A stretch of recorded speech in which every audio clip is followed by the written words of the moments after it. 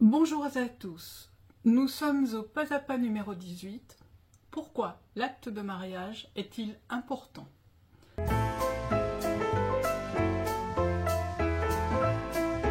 Partir sur la piste de ses ancêtres peut s'avérer parfois compliqué et plein d'aventures.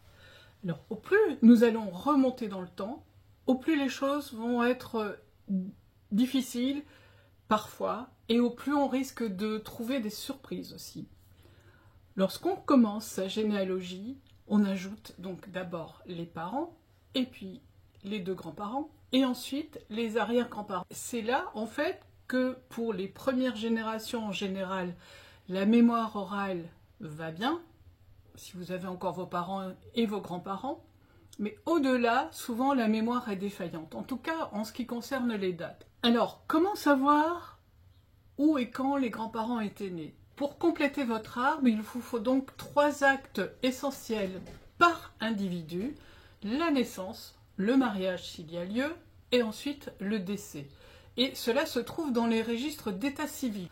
Et cette génération est en général née après l'Ancien Régime, c'est-à-dire en France après 1792 et en Belgique après 1796. Alors, pour retrouver la manière de procéder, je vous renvoie vers l'article numéro 5, comment demander les actes d'état civil. Les difficultés commencent ici. Comment retrouver l'acte de naissance du grand-père quand on ne sait pas où il est né? Pour le décès, il se peut qu'il soit enterré en fait dans le cimetière familial, dans le cimetière du berceau familial, et une tombe en général révèle 2 dates, celle de la naissance et celle du décès. En ce qui concerne l'acte de décès, si vous le retrouvez, vous serez surpris en fait de voir qu'il y a peu d'informations. Donc c'est l'acte de mariage qui va vous aider à compléter en fait les générations qui sont au-dessus de vous et à compléter la fiche de ces individus. Car lors de la mise en place officielle des registres, en fait, ils ont tous été formatés sur le même modèle. Avant ça, les curés écrivaient un peu ce qu'ils avaient envie. Là, non, ça a été officialisé, si vous voulez, et il y a beaucoup plus d'informations obligatoires à mentionner par l'officier d'état civil, que les registres étaient encore manuscrits pendant des années, ou alors qu'il y ait déjà des registres imprimés. Ça n'a pas d'importance, on retrouve à peu près, à quelque chose près, la même chose. Alors je vais vous donner toute une série d'astuces. Comme l'acte de mariage est quelque chose d'important et qu'il y a beaucoup de détails dans l'acte de mariage, eh bien, vous aurez l'occasion d'avoir toute une série d'astuces. À la fin, je vous emmènerai dans mon ordinateur pour vous montrer 2 actes différents, un en français et en Belgique. Vous verrez qu'ils sont assez semblables et qui sont de la même année, pour être sûr qu'on ne se trompe pas. L'acte de mariage, la première astuce, c'est qu'elle cite les noms, prénoms des jeunes mariés, les dates et les lieux de naissance. Les actes de naissance sont mentionnés dans les pièces annexes. L'astuce numéro 2. Cet acte de mariage va citer la filiation, c'est-à-dire qui sont les pères et mères, les dates de naissance et les lieux de naissance, et le cas échéant, s'ils sont décédés ou pas, et s'ils sont présents au mariage. Ce sera indiqué. L'astuce numéro 3. La proclamation des bans doit être faite à la mairie ou à la maison communale du lieu du mariage et de résidence des futurs époux. Le nombre diffère. Selon que vous êtes en France, il s'agit de 2 publications de bans, et en Belgique, c'est 3 publications des bans. Et il est intéressant de noter le nom du lieu de cette proclamation. Ça vous permettra de retrouver dans quel registre se trouve cet acte de mariage. Les bans ne se trouvent pas dans le registre de mariage. Ils sont cités comme pièces annexes. L'acte en Belgique indique si le jeune homme a complété ses obligations militaires. Le document doit accompagner les pièces annexes et celles-ci ne se trouvent pas dans le registre d'état civil. Dans le registre d'état civil, on a juste l'acte de mariage et dans la colonne de gauche, à ce moment-là, vous avez le nombre de pièces annexes. L'astuce numéro 5. L'acte de mariage indique si les parents étaient présents ou non lors du mariage, en mentionnant parfois la raison. absent pour cause militaire ou des choses comme ceci. L'astuce numéro 6. Cet acte indique également le raccord pour cette union. L'âge légal auquel une personne reconnue comme pleinement capable et responsable s'appelle la majorité civile. Et cet âge de la majorité matrimoniale aussi, c'est l'âge à laquelle les personnes peuvent se marier sans plus avoir besoin du consentement de leurs parents. Et cette majorité, elle a évolué au fil du temps. En France, elle est fixée à 18 ans pour tous depuis 1974. En 1907, sous la Troisième République, elle était fixée à 21 ans pour tous aussi. En 1804, qui est la date, en 1804 ou l'an 2, qui est la date du Code civil napoléonien, la majorité a été fixée à 25 ans pour les garçons et à 21 ans pour les femmes. En 1792, sous la Première République, elle était fixée à 21 ans pour les hommes et les femmes. Nous voyons ici que, selon les périodes, l'âge au mariage des époux nécessitait une autorisation parentale si l'un ou l'autre n'avait pas atteint la majorité. En Belgique, la majorité est fixée à 18 ans depuis 1990-1990. Antérieurement, et depuis 1965, elle était à 21 ans. Je parle bien de la majorité pour se marier, hein, on est d'accord, sans l'autorisation de ses parents. Par exemple, Albert et Augustine se sont mariés en France en 1898. Ils avaient respectivement 23 ans et 19 ans.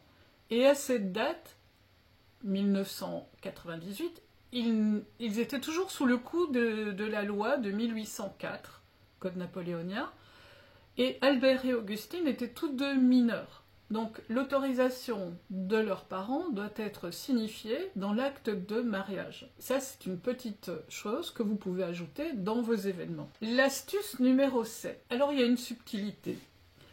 L'âge de la majorité civile n'est pas l'âge de la nubilité. Alors un mariage avec une personne nubile nécessite une autorisation parentale. Alors, le terme nubilité, il correspond à l'âge sexuel d'une personne et peut être différent selon les garçons et les filles et selon les époques. Il y a un âge minimal pour se marier. En dessous de cet âge, les personnes sont considérées comme des enfants et avoir une activité sexuelle avec une personne mineure est un délit pénal. En France, en 2006, l'âge de la nubilité a été fixé à 18 ans pour les filles et les garçons. Avant cela, en 1945, l'âge de la nubilité a été fixé à 15 ans et en 1804, Code civil napoléonien, il était de 15 ans pour les filles et de 18 ans pour les garçons. Vous voyez que ça a changé. En Belgique, récemment, en 1990, en 1990, l'âge a été remonté à 18 ans pour les garçons et les filles, sous la raison qu'il y aurait beaucoup de problèmes de violence conjugale parmi les jeunes mariés. Alors, s'il y a des cas graves, des motifs graves, c'est le tribunal de jeunesse qui peut autoriser le mariage. L'astuce numéro 8, ces deux notions d'âge nubile et de majorité matrimoniale sont liées intrinsèquement.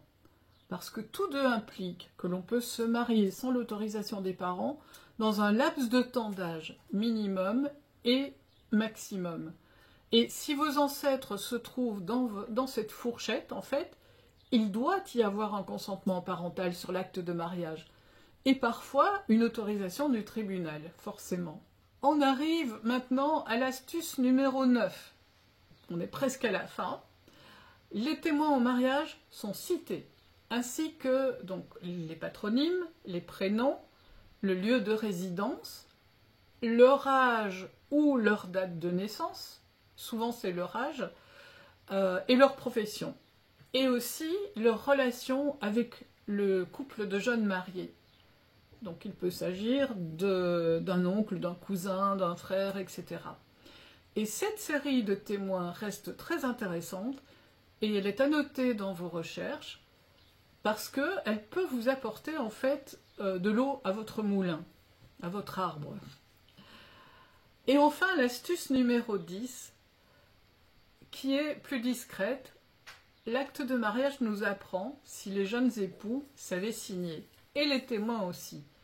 Et la signature peut être magnifique, avec, vous savez,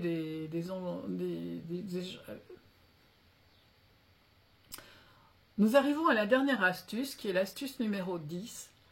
L'acte nous apprend si nos ancêtres savaient signer. Et les témoins aussi, forcément, puisque tout en bas de l'acte, vous retrouverez tout un paquet de signatures. Et dans ces signatures, vous pourrez détecter avec plaisir si vos ancêtres signaient avec une jolie écriture ou si on voyait que l'écriture était malhabile et qu'elle n'était pas encore bien maîtrisée. Ou alors, si il est indiqué « ne savait pas signer ». C'est possible aussi. Donc maintenant, je vous emmène dans l'ordinateur pour vous montrer 2 exemples d'actes de mariage de la même année en France et en Belgique. A tout de suite. Alors, nous nous retrouvons ici en France, dans les Deux-Sèvres, dans la ville de Thouars, où j'ai pris un mariage complètement au hasard, dans le registre 1836-1844. Et donc, voici le numéro 2. Ce mariage commence en fait sur cette page-là. Vous voyez qu'il y a des signatures là. Un acte de mariage, en fait, ça prend beaucoup de place. Donc, quand je vais ici, qu'est-ce que je vais trouver? Alors, c'est un registre où tous les mariages sont consignés de manière manuscrite. Probablement qu'ils n'avaient pas encore les registres imprimés. Donc 1836, le 25 du mois de janvier à 9 h du matin. Et ensuite, nous avons les indications de l'officier d'état civil. Sont comparus monsieur Charles Étienne, dont on donne la profession, praticien, demeurant dans la commune de, âgé de 22 ans, né, vous voyez sa naissance ici, et il est fils mineur. Donc ça veut dire qu'à l'époque, il faut vous référer en fait aux indications que je vous ai données, que vous pouvez trouver également de façon manuscrite sur le blog À toute branche, au même article. Et il est fils mineur quant au mariage de monsieur Étienne Joseph, donc c'est son père, qui est décédé. Et ensuite, donc vous avez déjà beaucoup d'informations qui sont apportées. Ensuite, on cite sa mère, et elle était présente et consentante au mariage. Ensuite, on a ce qui est noté ici, l'homme des Roses Elisabeth, propriétaire, demeurant dans la ville de, âgée de 17 ans. Donc elle était très jeune. Elle avait forcément besoin d'une autorisation, donc fille mineure, on a sa date de naissance en dessous, de monsieur Hyacinthe Lomdé, propriétaire, et de dame Rose Adélaïde, qui est décédée, elle aussi. Donc le père est cité comme étant présent et consentant au mariage d'une part. Ils nous ont requis de procéder à la célébration du mariage projeté entre eux, et la publication, alors il n'est pas précisé des bancs, mais ce sont des bancs, ont été faites devant la principale porte de notre maison communale, et les dates sont citées. Donc les dates de chaque publication, il y en a eu 2. Et quand vous allez plus loin, on voit qu'aucune opposition ne leur ont été faites. Ensuite, vous avez la déclaration du fait que le mariage a été fait. Donc on reprend le nom des époux, et donc ils sont unis par le mariage, en présence d'eux, et là on a la liste des témoins. À la fin, vous avez toutes ces jolies signatures qui sont ici. Voilà pour l'acte de France. Alors, on va aller en Belgique, et là, je vais aller exactement la même année, dans un registre qui se trouve être un registre belge.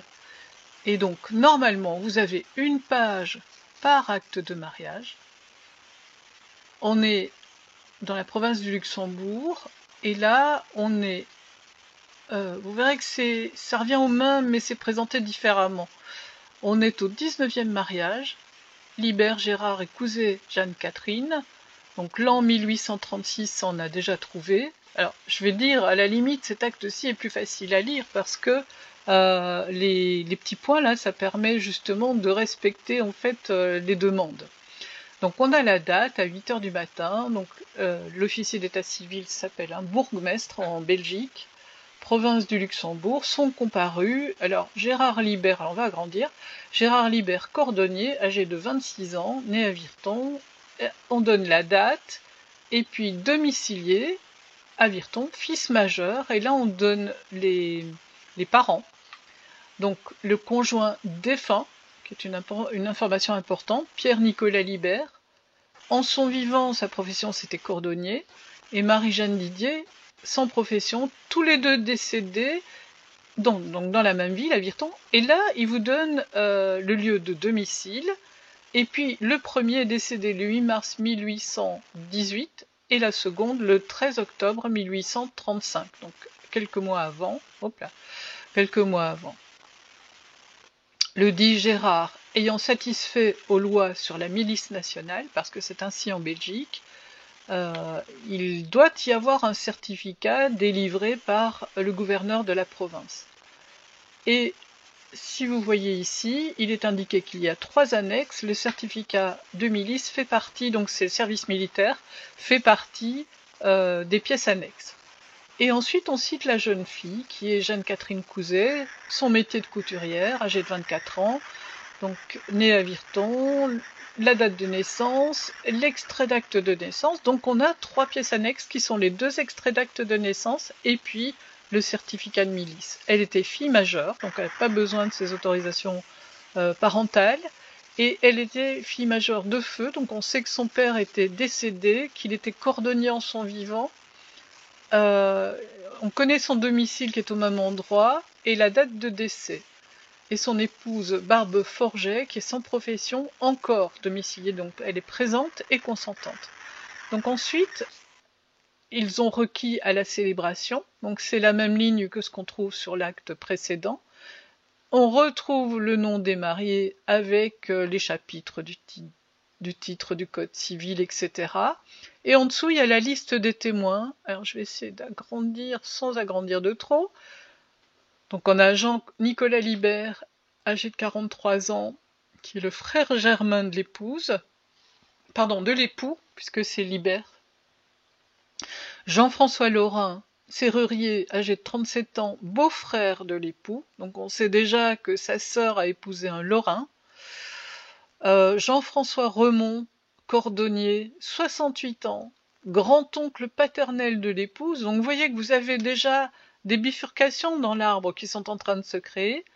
Et ensuite, Henri-Joseph Forget, qui est tailleur d'habits, et qui est le cousin germain maternel de l'épouse. Donc c'est bien précisé, et ça vous aide à retrouver en fait des cousins, cousines, oncles et tantes, etc. Par contre, il n'y a pas la date de naissance, on a juste l'âge qui peut être approximatif, hein, ça peut être 29, 30, 31 ans, il avait 30 ans au moment où il a signé.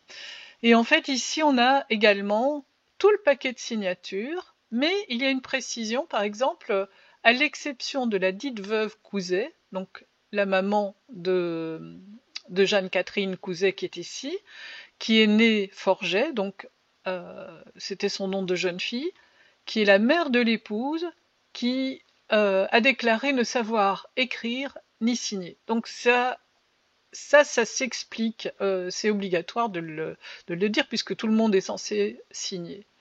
Donc voilà, j'espère que ça vous éclaire un petit peu sur ces actes qui sont longs et qui sont une mine d'or en fait dans les renseignements.